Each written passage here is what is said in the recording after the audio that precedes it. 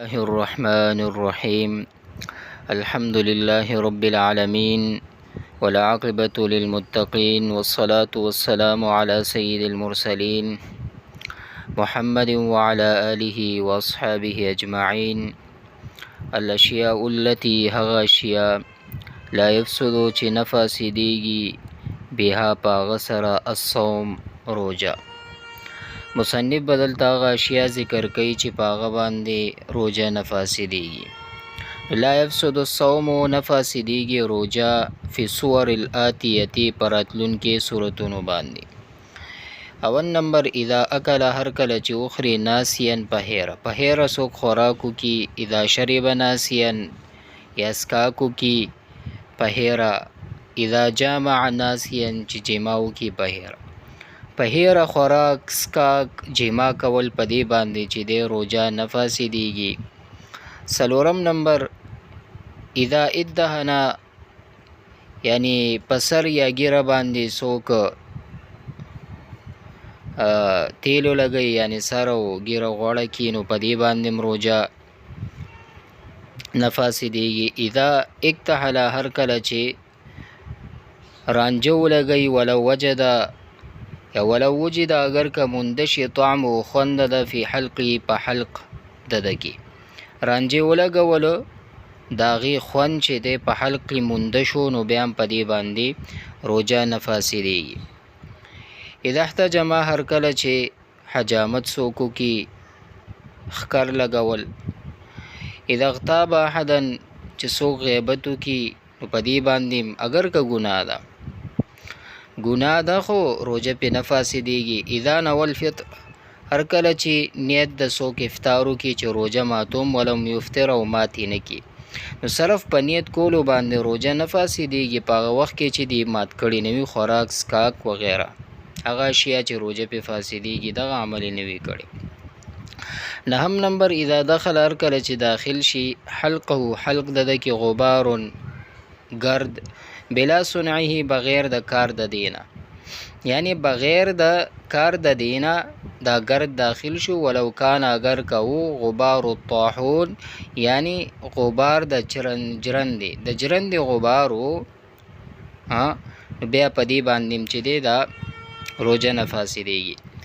لسم نمبر اذا دخل ارکل چې داخل شي حلقه دخان حلق د دې ته لګي بلا صنعه بغیر د کار ددنه، یعنی لګي داخل شو بغیر د قصد او اراده نه، نو بس بیا په دې باندې روجه نه فاسدېږي. اذا دخل حلقه هر کله چې داخل شي حلق د دې کې ذباب مچ، په موټر سایکل سړی رواني بل سوارلی باندې اچانک د روجه په حالت کې نو مچ ور داخل شي حلق ته، نو په دې باندې چې دی روجه نه فاسدېږي. اذا اصبح جنبا هر کله چې سبا کې جنوب سړی چې دی سبا کې یعنی جنوب کې سحر شو په، نو په دې باندې یعنی په روجه باندې اثر نه پروزي په دې کې. کذالک امدارنګ لا یفسد الصوم نفاسدی روجه لرا چې اذا باقی وي طول النهار جنبا، یعنی ټول ورځ چې وي دا جنوب وي، نو کټول ورځ جنوب بیا خو به موضوع نه کوي، نو په دې باندې دا ګناګاری ولیکن یکره مکروه دي ذالک ده، یعنی مکروه تحریمی دی دغه کار، ځکه چې یو کس د روجه په حالت کې ټول ورځ جنوب وي، نو دا به خامخا مزب پریدي، نو دا مکروه تحریمی دی، ګناګار دی. لترک فرض الصلاه د پریخودلو د فرض د مز لره، یعنی دا خو به مز نه کوي جنوب سړی باندې خو مز، یعنی جنوب په حالت کې خو یو کس مز نشي کولی، نو دا ټول ورځ کبه یعنی مطلب باقی ورځ چې د روجه په حالت کې دا جنوب، نو په روجه باندې اثر نه غورځي، یعنی روجه نه خرابېږي، خو دومره ده د ګناګاریږي په دې وجې باندې چې د موز پرېښی دی فرض. دیارلسم چې دی اذا خاض نهرا چې څوک غوطه ولګوي، یعنی ورغوپه شي نهر ته فدخل الماء او داخل شي اوبه فی اذنه یعنی غوږونو د ده کې، چې کله ورغوپه شو او غوږونو ته اوبه لاړل، نو په دې باندې موز دغه روجه نه فاسدېږي. څوارلسم نمبر اذا دخل انف ور کله چې داخل شي پوزې د دې مخاطن بلغم فاستنشقه او وی غرزولو عمدن قصدن او ابتلاه یعنی تیر کړه، نو په دې باندې چې دی روجه چې دی نه فاسدېږي. پنځلسم نمبر اذا غلبه القی کله چې غالب شي قی یعنی الټی، وعاد بغیر صنعه او خېټې ته واپس شو بغیر د کار د دینه، یعنی واپس تیر شو. سواء برابر خبره ده کان القی چې وی دغه قی الټی قلیلا لږ او کان کثیرا او ګډیر. شپاړسم نمبر اذا تعمد القی هر کله چې څوک قصدن وکړي قی وکان القی او دا قی اقل من ملء فمه، یعنی کم د ډکې خلینا، ډکې خلینا کم، وعاد لغیر صنعه او واپس شو بغیر د کار د دینه، او خېټه ته واپس شو بغیر د کار د دینه، نو پدې باندې چې روجه نه فاسدېږي. یعنی قصدن یو کو خلګو، یعنی په ډکه خلا نه کمو، نو واپس تیر شو، نو پدې باندې هم روجه نه فاسدېږي. اذا کله شی هر کله چې وی خوړه یو شی، یعنی اذا اکل هر کله چې اخري شی او شی الذي هغه چې کان وی بین اسنانی په منځ د غاخونو د دکی، وکانه شی وی دا شی الماکول، یعنی چې کم شی خوړل شوی اقل من الحمصه کم د چڼینا، یعنی په غاخونو دننه کې یو داسې شیزو، یعنی د چڼینا کمو، چړینا کمو هغه وخړلو، نو په دې باندې روجه چې دی نه فاسدېږي چې کله د چڼینا کم وي. اتلسم نمبر اذا مضع شیئا مثل سمسمة من خارج الفم، هر کله چې وجوي شیئا یو شیز مثل سمسمة پشان د کنزلی من خارج الفم بهر د خلینا، حتی تر دې یتلاشا چې غاخونو کې ختم شي، خورا و پته مونږ لګي، ولم یجد له طعما او مندن کی د خوند فی حلقه په حلق کې، یعنی سمسم پشان د یعنی کنزلی داسې یو شیزو چې بهر، یعنی د خلینا بهر داسې وردننه ک غاخونو کې نه و پاتې، او چې هغه وجولو هغه پته مونږ لګي د په غاخونو کې، او کم خوان چې هغه په حلق کې هغه پته ونه لګي دا، په دې باندې چې دی روجه نه فاسدېږي. نلسم نمبر لا یفسد الصوم، نه فاسدېږي روجه بالابرة پستن لګولو باندې. سواء برابر خبره ده تعطى فی الجلد چې ورکړې شي د ستن فی الجلد په جلد کې په سرمنه کې، او تعطى فی شریان یا ورکړې شي د ستن پرګونو کې، که وستن پرګونو کې ولګولې شي یا په جلد کې، نو په دې باندې چې د روجه نه فاسدېږي. په دې کې اختلاف دی د علماو، نو هلته تک پکار دی. بهرحال احتیاط په دې کې دی چې روجه په دې باندې فاسدېږي. شلم نمبر اذا حک اذنه، هر کله چې وګروي خپل غوږ بعود فخرج علیه درن، او یعنی مطلب هر کله چې تو وګروي په یو لرګي باندې فخرج علیه درن، اوزی باغ باندې خیره اوزی، ثم ادخل او بیا ور داخل کی ذلك العود مرارا فی اذنه، یعنی بار بار دغه لرګي چې د توباسي او پاغه سره، یعنی خیره من خطه دی واپس غوګونو کې وردننه کې بیا داسې کې، او هغه چې کم لرګي دی وړو کې یا کم چې سشي هم در سره، نو پاغه باندې ګرد د غوګونو چې کم پمنی وی یا ګرد وی هغه اوزی راوزی، نو په دې باندې هم روجه چې دی دا نه فاسدېږي. نو مصنف دلته هغه اشیاء ذکر کا چې الاشیاء لا یفسدو بها الصوم، چې نه فاسدېږي په هغه باندې روجه. متى تجب الكفاره مع القضاء، کله واجبېږي کفاره سره د قضا نه، قضا به مروړي او کفاره به مورکي. یفسد الصوم فی الصور الاتیه، فاسدېږي روجه په راتلون کې کارونو باندې. وتجب واجبېږي فيها الکفاره، په دې باندې کفاره هم واجبېږي مع القضاء سره د قضا نه. اول نمبر اذا اکل الصيام، هر کله چې خوراکو کې روجهدار غذاء، یعنی سوخري يميل الیه چې مایل وي دی طرف ته، الطبع طبیعت ده، داسې یو شیز اخري چې مایل وي طبیعت ده، وتنقضي به او ختمیږي په دې سره شهوت البطن یعنی شهوت د خېټې، یعنی یو شیز طرف ته چې دی دا مایل دی، مایل دی طبیعت ده او دا وایي چې دا زه وخورم، چې دی وخوړل دا نو په دې باندې کفاره واجبه شو او قضا دواړه، قضا کفاره دواړه په دې باندې واجب شو.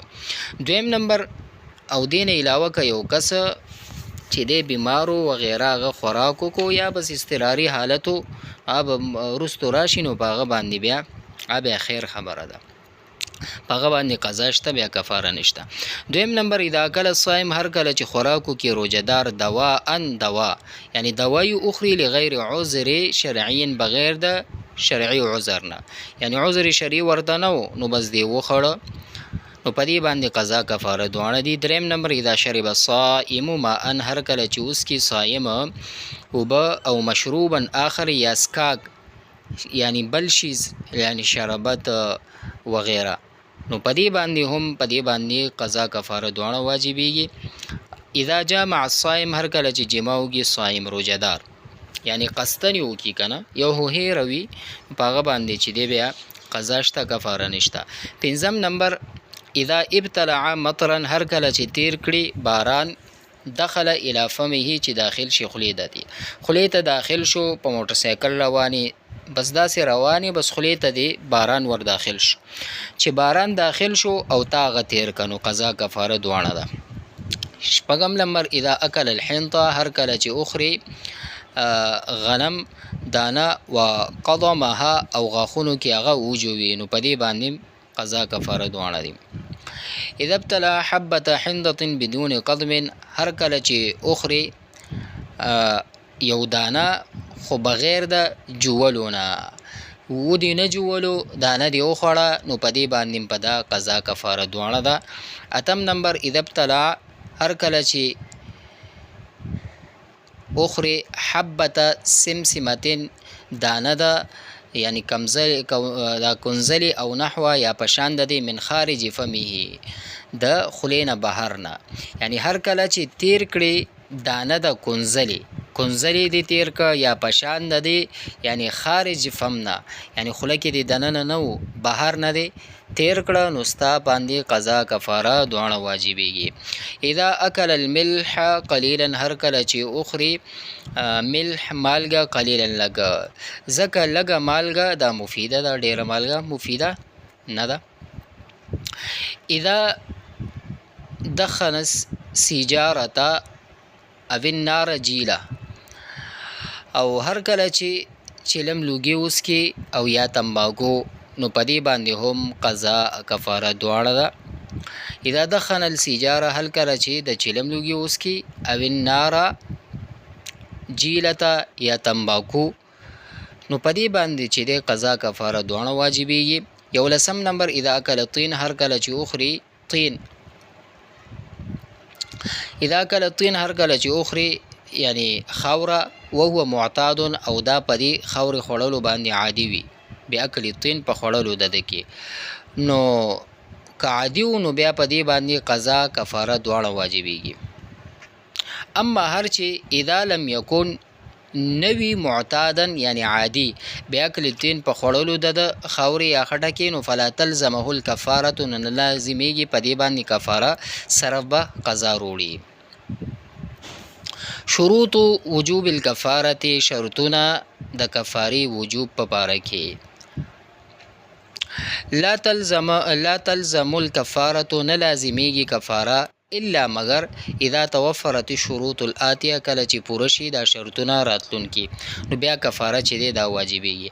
اول نمبر اذا اکل هر کله چې سوک خوراکو کې او شرب یا اسکاک فی ادای رمضان په ادا ګورې کفاره چې د صرف په ادا د رمضان کې واجبېږي. ښه اوس یو کس نفلی روزه نیولې هغه ماته کړه نو په دې کفاره چې دی نشته دی، یعنی دا بدانه کوي چې شپېته روجې بنیسي او یا مسکینانو ته به شپېته دوه ټیمه روټۍ ورکوي نو دا په دې باندې نشته، یا غلام به ازادوي دا به مخکې راشي یعنی چې کفاره څه شی دی. خو دا دلته دی چې صرف په ادا د رمضان کې کفاره ده. ښه فلا تلزم الکفاره نه لازمي کفاره اذا اکل چې څوک خوراکو کې او شرب یا اسکاکو کې فی غیر رمضان د رمضان نه علاوه رمضان نه علاوه چې دی کفاره دا نه لازمیږي کذالک څنګه همدغه رنګې لا تلزم الکفاره نه لازمیږي کفاره اذا اکل او شرب چې څوک خوراکو کې یا اسکاکو کې بغیر د رمضان نه. اوس یو کس نه روزه قضا شوې ده بیمارو وغیره نو هغه چې دی دا روزه چې دی خوړلې. اوس یو کس خوراک اسکاکو کې د رمضان قضا په حالت کې یعنی دغه پدی باندې چې دی کفاره نشته کفاره صرف ادا د رمضان کې وي. اوس پدی کې چې دی دویم نمبر اذا اکل او شرب چې هر کله چې څوک اخري او یا اوس کې عامدن قصدن نو فلا تلزم الکفاره هر کله چې څوک خوراکو کې یا اسکاکو کې عامدن قصدن نو پدی باندې کفاره واجب ده. فلا تلزم الکفاره نه لازمي کفاره اذا اکل او شرب ناسیان چې څوک خوراک اسکاکو کې په هیره قصدنو کې پاغه باندې نشته او چې چانه هیر شو په هیره یو کنو پاغه باندې نشته ده. دریم نمبر اذا لم يكن مخطئا چې نوی دا خطا کیدون کې فی اکله و شربه یعنی په خوراک اسکاک کې دا مخطی نوی یعنی خطا کیدون کې نوی که خطا کیدون کې وو نو پدې باندې بیا لازم نه دی. اوس دا مخطی نه دی یعنی خطا کیدون کې نه دی یعنی په خطای سره خوراک اسکاک وکړو نو پدې باندې چې دی دا کفاره واجب نه دی.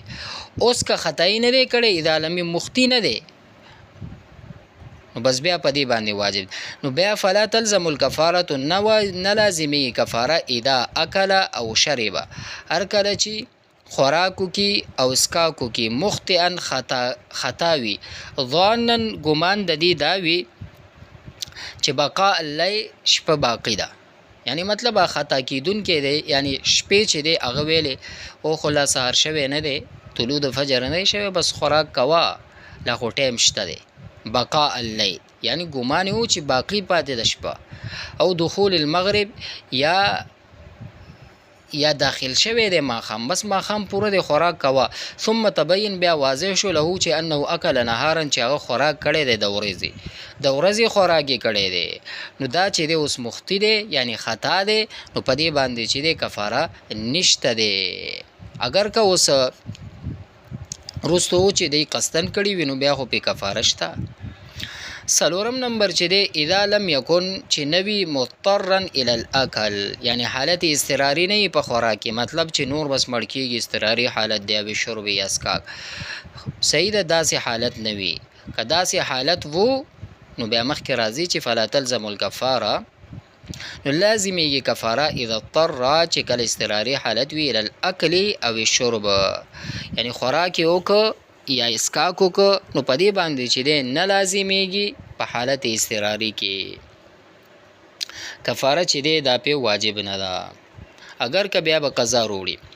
پنځم نمبر اذا لم يكن مکرها علی الاکل چې نوی جبر پدې باندې خوراک او شرب اسکاک کې یعنی اسکاک او خوراک په زور په دا باندې څوک نه کوي جبر شابه دا به روزه خوري سرته دی ولاړی وغیره نو پدې باندې یعنی جبر نوی دی خپل خوراک اسکاکو نو کفاره به ورکې نو فلا تلزم الکفاره نه لازمی کفاره اذا اکره علی الاکل او چې کله په زور یعنی مطلب جبر وشي په خوراک او شرب اسکاک کې نو فلا تلزم الکفاره اذا اکره علی الاکل والشرب نو نه لازمیږي کفاره چې کله جبر وکړي شي په خوراک اسکاک کې نو فلا تلزم الکفاره اذا اکره علی الاکل والشرب فلا تلزم الکفاره اذا اکره علی الاکل والشرب بس نه لازمیږي کفاره کله چې په زور او یا په جبر په چا باندې خوړل او اسکل وکړي شي. الکفاره د کفاره بیان الکفاره التي تحدثنا عنها الان هي وی هغه کفاره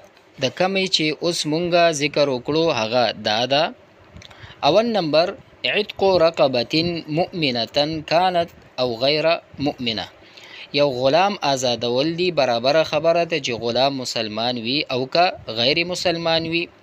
عتق رقبه یعنی یو غلام آزادول دی مؤمنه یعنی مؤمنه و كانت او غیر مؤمنه او که مؤمن وو او کنه یعنی مسلمان وو او کنه نو دغه رقبه چې دا دغه غلام آزادول دی.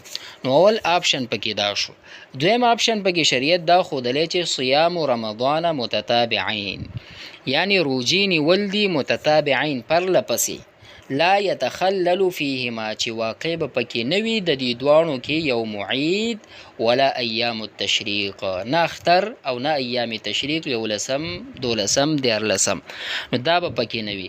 او چې کله وو ایام تشریق رالو پدې کې یعنی کفاره روجې دي نیول، نو بیا د سر نستا روجې به شروع کیږي. که په منځ کې بیمار شو بیا به هم د سر نه شروع کې، که بل څه عذر درته پیښ شو بیا به هم د سر نه شروع کې.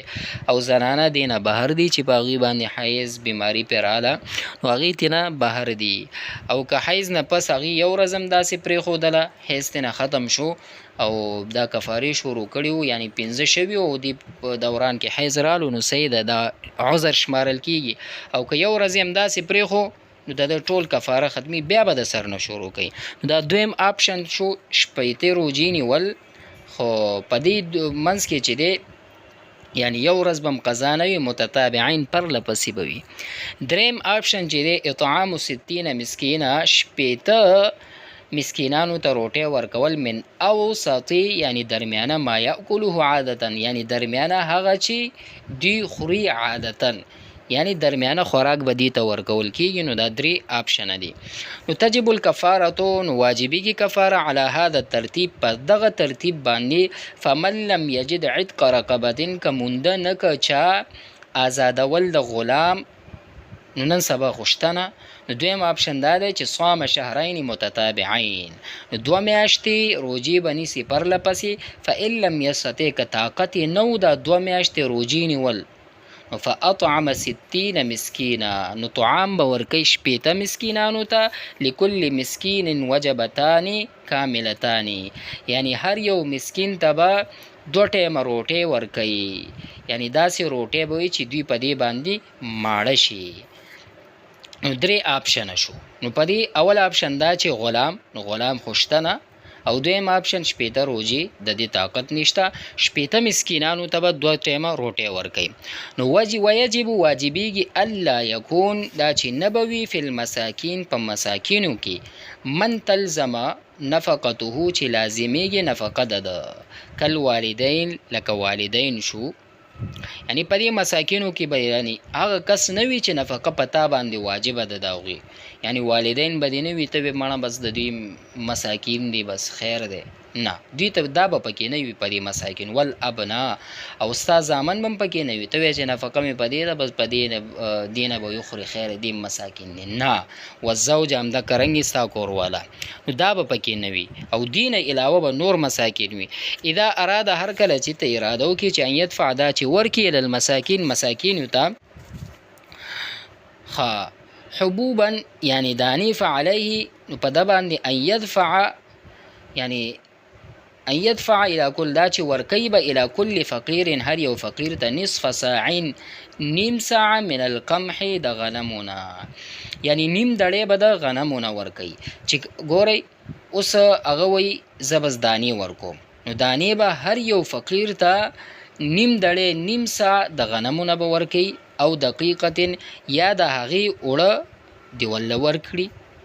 او قیمت نصف ساعین، یا د قیمت ورکی د نیم ساع من القمح، یعنی د نیم ساع د اوربش، نیم ساع چې دی د غنمو د هغوی قیمت دی ورکی.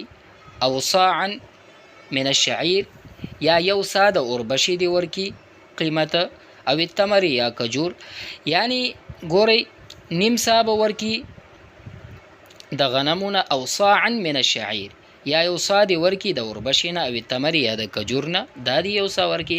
او قیمت صاعن، یا قیمت د سا یعنی د اوربشي دی ورکی. او قیمت صاع من الشعیر، یا قیمت دی ورکی یو سا چې دا د اوربشي نه. او التمر، یا د کجور نه. ګورئ د کفارې بیان مونږ او تاسې ته په دې کې وکړه. اول نمبر آپشن مونږ او تاسې ته دا وښودلو چې غلام آزادول دي، که دا مؤمن او که غیر مؤمن و لازم نه دی مسلمان غیر مسلمان، بس غلام به آزاد کی. نو نن سبا دا آپشن خو نشته. نو دویم آپشن یې راکو چې شپېده روجې به نیسي. دا روجې به نیول داسې وي چې بالکل مسلسل به وي. که اختر ورځ راله ایام تشریق، په دې ورځو کې روجې نیول دا حرام دی. نو که دا ورځ یې رالل ته خو روجې نشي نیولی، نو بیا د سر نه شو، ستا بیمار شوي بیا د سر نه شو. اوس دا خو لاړه شپېته روژې. اوس که ته دا نشي نیولی شپېته مسکینانو ته به 2 ټیمه روټۍ ورکې، شپېته مسکینانو ته به 2 ټیمه روټۍ ورکې. نو دا 3 آپشنه مصنف مونږ او تاسو ته ذکر کړه. او بیا بل وښودل که یو کس دا اراده وکړي چې زه دانې ورکوم نو به هر یو فقیر ته نیم سا د غنمو نه ورکوي او یا د هغه اوړه به ورکوي، یا قیمت د نیم سا به ورکوي، قیمت د نیم سا د غنمو، او یا 1 سا د اوربشي به ورکوي، یا د کجور، یا د قیمت د اوربشي یعنی د 1 سا د اوربشي یا د کجوري به دغه ورکوي. وصلی الله تعالی علی حبیبه محمد وعلى آله وصحبه اجمعین.